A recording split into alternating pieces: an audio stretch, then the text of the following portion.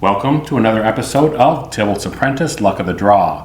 Filmed on location at the Game Hub in Manhattan Beach, California, 1809 Manhattan Beach Boulevard. The only thing better than having a game store to go to is having a comic book store right next door.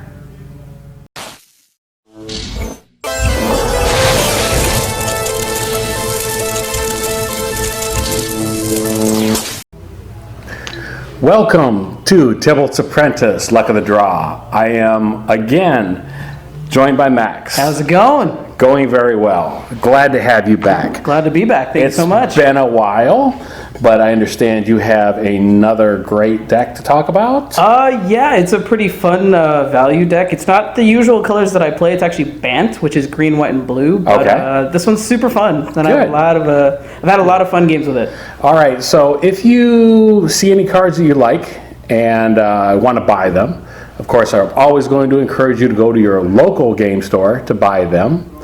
Game Hub would be one place if you're in Manhattan Beach. But if you don't have a store close by, and the only way you can get cards is online, then there is an affiliate link down below in the show notes that you can click on to help support the channel. I would greatly appreciate that. Absolutely. In the meantime, let's get straight into it. Who's your commander? Okay, so this deck's commander is Chulane, Teller of Tales. Okay. So let's read Chulane. So Chulane says, well, first of all, he costs 2 green and blue. 2 green, blue, and white. Okay. So he's a 2/4 body with vigilance, which is kind of cool. But whenever you cast a creature spell, you draw a card, then you may put a land card from your hand onto the battlefield, which is already crazy. Like I've said in past episodes, any commander that says draw a card is off the wall. But he also has a second line of text that reads, pay 3 and tap him. Return target creature you control to its owner's hand. So pretty much if this deck runs out of gas, he has a way to give you more gas. Built in. So a couple of things before we begin. You said this was a budget build, kind of? Yeah, so I do have a few more cards that I'm looking to add into this deck. Okay. This is pretty much the budget version. And it started out as, or Chulane was, did you start with the Brawl deck? Yeah. Mm-hmm. Okay, so you started with a Brawl deck. Did you build out from there, or did you just get him to get the commander card and go from there? So I built out, but I feel like I changed most of the cards, actually. Okay. I did end up changing probably 80% of the deck. Again, the reason I'm asking is because I recently purchased him myself. Yeah. Have him sitting at home and just waiting to build. So I'm actually very interested to see what cards you swapped out or what you added to it to make it work.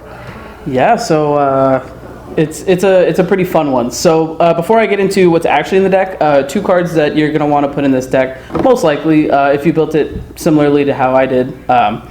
There are a lot of enter the battlefield effects. Sure. So Panharmonicon is just one of my favorite cards straight up. Right. And Cloudstone Curio, which I believe is a 3-drop artifact that says whenever a permanent of any type enters the battlefield under your control, you can bounce another permanent of that type. So that lets you just keep going with this deck and just draw through the entire thing and just drop your hand and then just kind of steamroll everybody. Okay, perfect. One other thing then, what is the win condition for Chulane? So currently, because I don't have a Crater Hoof Behemoth, spoilers, that's in the deck. It's in the non-budget version of this deck. Okay. So because I don't have a Crater Hoof, I have what I call Budget Hoof, which is Enray's Forerunners, and he's almost the same thing. Okay.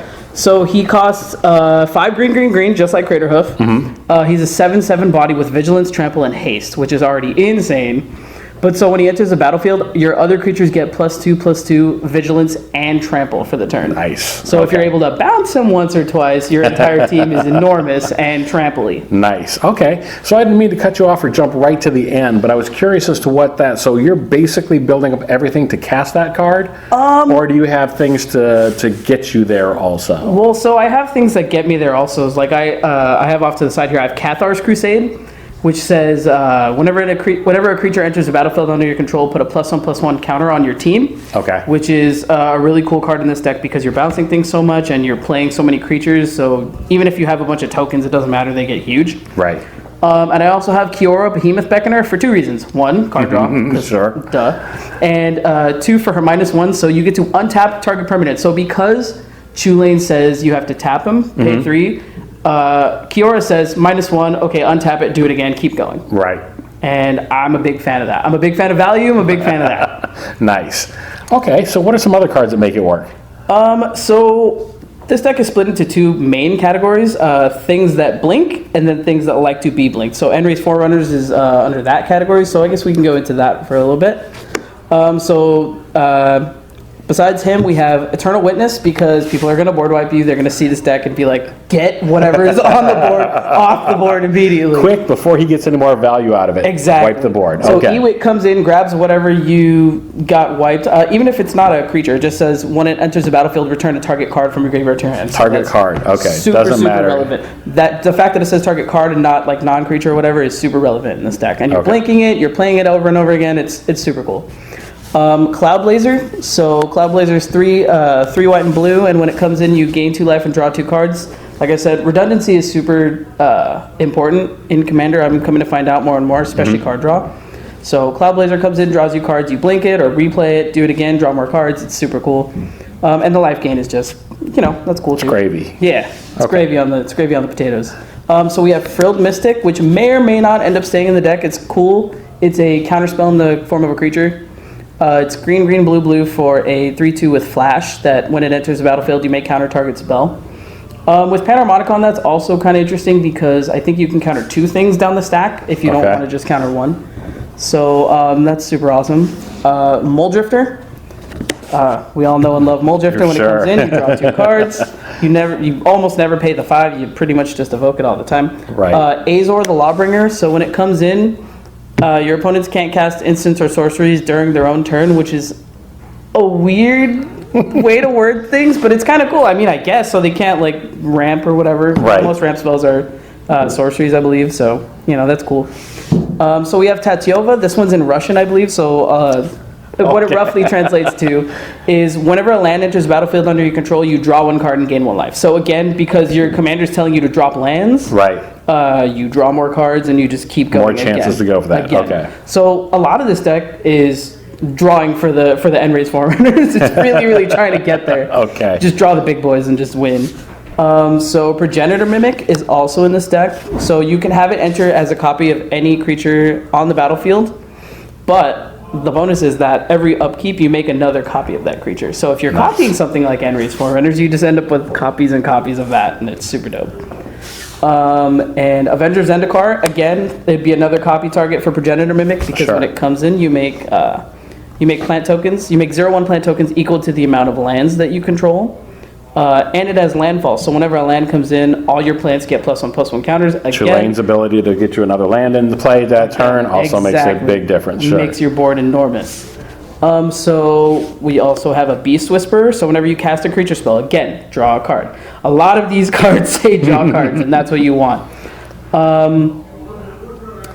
Yeah, and again, this deck is really creature heavy, so you'll be drawing lots of cards with that. So the last, I'm realizing there's a non-creature spell in here, but so we'll get to that in a sec. So the last creature in this pile is Dragonlord Dromoka. So he's cool for several reasons, but one is that he can't be countered. He stops your opponents countering anything that you do, because he says your opponents can't cast spells during your turn. Nice. And Flying and Lifelink is just a bonus on a 5/7 body. Sure. So that's super cool. Absolutely. Yeah. So you've got one other card there. I'm going to stop you just for 1 second because I noticed something that you said a ways back here, but you said you're coming to find in Commander games. It means you've been playing more Commander games? Does it mean you've been studying the game more? Probably both. So this deck is one that I had taken apart, and I was looking at it and I go, what? I'm looking on YouTube and I'm looking at all these deck techs and I'm like, what? I would love to have this deck again. So I put it back together with what I had, and I sat my brother down at the table and I was like, okay, we're gonna play.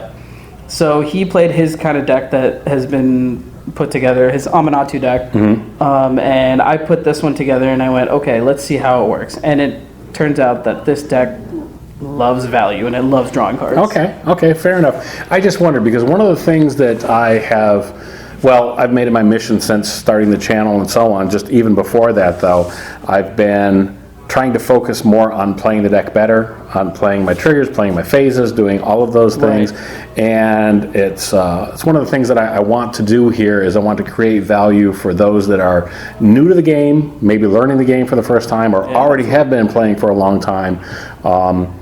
and I want to find more value and stuff. And I think that's it. So I think that's great too, that you're studying the game and you're finding out what works for you and what works better just in the game of Commander. Yeah, absolutely.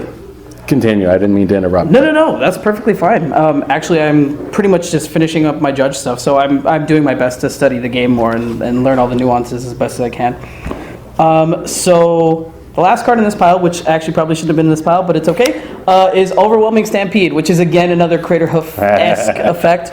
So we'll read it. It says, until end of turn, creatures you control gain trample and +X, where X is the greatest power among creatures you control. Again, a lot of these cards are big boys, like Avenger of Zendikar is a 5/5, Dragon Lord Jamoka is a 5/7, Enray's Forerunners is a 7/7. So giving your team that even if it's just +5/+5, it also gives it just trample. +5/+5. Yeah, just 5. Just don't worry about it. It's fine. only It's just five, +5/+5. It might make a difference. It might swing the game. No, Who don't knows? worry about it. Maybe Yeah. I have a team of like It will draw board wipes, let me maybe I tell have you. a team of like 14 plants that get +5/+5 each and trample. Don't worry about it. It's probably fine. Yeah. No, but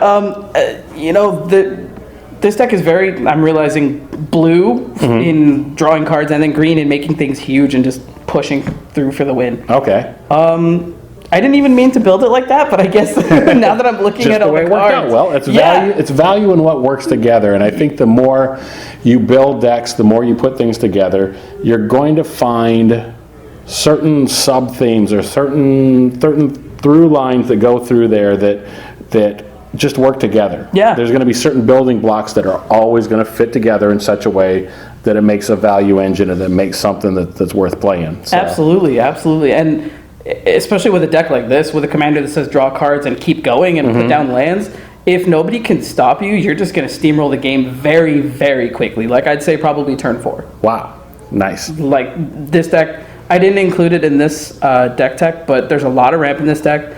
I think this deck has a higher number of lands than I would usually run. I think it's 40 or 41. I was going to ask you about that. Because of Chulane's ability to put down lands and not have them be dead in your hand, I felt that it was okay to run such a high number of lands. And even if I don't have Chulane out, by that time, if someone has wiped him, I have so many lands that it doesn't matter because I have a humongous hand and I can just keep going anyway. Gotcha. So the second category you had then. yes, so the second category is things that blink. Okay. They blink all the things that want to be blinked. Wisp Weaver Angel is kind of a high drop. It might end up coming out of the deck, but so she's 4 white, and when it enters the battlefield, you may exile another target creature you control, then return that card onto the battlefield under its owner's control. With that, though, you've got the redundancy, like you said, of having a high land count. Exactly. It's probably going to be easy to play, but like you said, if it isn't, it could always get swapped out for something else. No, exactly. But, it comes in and blinks your Ewit. It comes in and Right. blinks your Enray's Forerunners or your Avenger of Zendikar and just makes your board even bigger and more threatening. And if you have a Cathar's Crusade on the board, now all of a sudden you have, like 20, 10 plants or whatever. Sure. Whatever. So the other two cards I have are Turn to Mist, which is exile target creature and return that card to the battlefield under its owner's control at the beginning of the next end step. Those are a little iffy, the ones that say at the beginning of the next end step, because you have to wait for it. Right. But they dodge board wipes. Sure. And stuff like that. Yeah. So I figured it was worth an include. And the card that gave this mechanic, I guess Sure. I would call it. Its name, Momentary Blink. So it exiles a target creature you control, then you return it to the battlefield under its owner's control. Again, redundancy. I like blinking things. I like returning them to my hand and redoing them.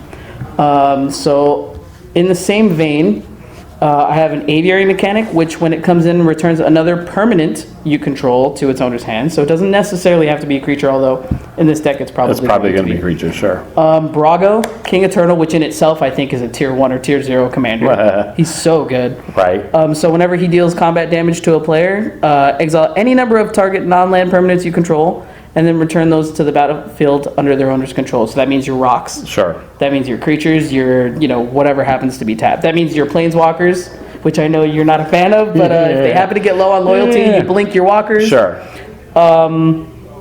And the last card I have under this category is Temur Sabertooth, which I'm so glad I found because I lost it for the longest time, but I was searching through my cards and I finally found it. Nice. So it's 1 in green, and it returns another creature you control to its owner's hand, gives Temur Sabertooth indestructible. That's not the relevant part. The relevant part is bouncing something back to your hand and being able to read, play, and Always keep going. is.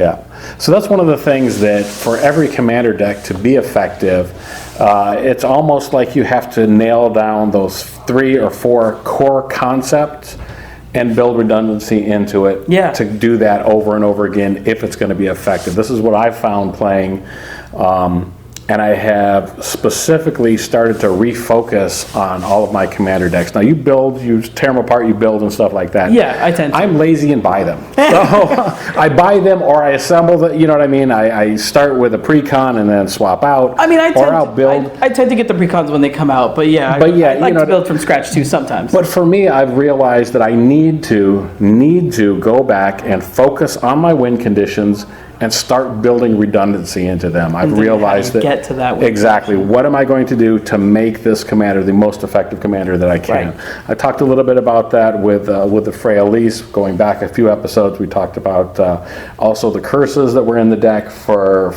Marcus. Was it Mathis? Mathis, yes, that's it, and so on. So going forward, I want to talk to people and I want to examine my own decks and focus on what is the redundancy in the deck that makes it work and stuff. Right. So this has been awesome. Have you played it a lot, or you're still? So round 1 of this deck, I played a lot, and it was actually probably better than this one, if I'm honest. Okay. But it ended up working really well. I don't remember why I took it apart. I probably needed some pieces. Gotcha.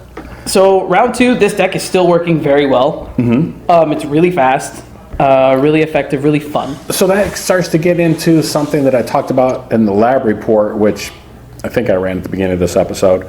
But that gets into style of play. And sometimes it's not necessary to have a deck that wins all the time. Yeah. But if it's a deck that plays and maybe isn't, a turn 1 or turn 2 win, it's not a competitive deck, it can still be fun. And that's, that comes down to people's play styles and everything else. Exactly. Things that we should discuss later on and so on. I mean, the point of this game is to have, I don't mean to go on a tangent, but the point of this game is to have fun. And if you're having fun drawing cards, which is my personal favorite part of Magic, most of my commanders somehow involve saying draw a card. Gotcha. My favorite commander is Muldrotha the Gravetide, who basically says draw 3 or 4 cards out of your graveyard every turn. But honestly, as long as you're having fun with the deck, I don't see a reason not to build it. Exactly. And not to build redundancy into it. One other thing I was going to ask then about those lands. Anything special about the lands? Are they strictly basics? Do you have any utility lands in there, or is it just? I have the shocks and the checks and the what are they called? The ones. They say they come in tapped unless you control a plains or okay, I got you. And one more time, Chulane's ability just says. So he says play a land. Yeah. Doesn't say play a basic land. No, it says you may put a land from your hand onto the battlefield. Nice. Certain keywords and stuff that you want to note when those keywords are even absent. Yeah. Because that's, like you said, the Eternal Witness, the fact that it brings a card back. Yeah, it's not just a creature or whatever. Exactly. It's suddenly this card. Overwhelming Stampede, which is a sorcery, exactly. You is can valued do it again. because you can suddenly do it again. Mm-hmm. Absolutely. And now all of a sudden that card is twice as good or 3 times as good if you can blink the E-Wit. If you can get it every time, for sure. Absolutely. Well, I gotta say, I'm excited to go play some games actually with this. So, any closing thoughts? Anything that you're building? So, maybe a sneak preview of another deck that you might want to talk about later on, or anything? Or are you just focusing on this at this point? I know there's been a Muldrotha deck on the channel. If you wanted to hear mine, I'd be more than happy to bring it on. Awesome. Absolutely. I don't think I have any decks that I'm building from scratch at the moment. I'm updating the Joyra deck. I've been playing with the Muldrotha deck, and it's pretty much done. I'm just missing the new Thassa. Okay. Shoot, I was working on one more. I guess it was this one, probably. Okay. As soon as I get the other cards. I guess that was really just a trick to get you to say you would come back and join me again is really what I was going for there. Absolutely. But I appreciate it. Thank you so much for joining us. Absolutely. Thanks so much for having me. If you enjoyed this content, you want to see more episodes with Max or with other guests, certainly you should be a guest, actually. You should come down here, join us. Come sit in the seat. Come sit in the seat. I'd love to interview you. But in the meantime, like, comment, subscribe, and thank you for taking the time to watch us today. I think we need to go play some Commander now. Absolutely. Thanks again. Thank you.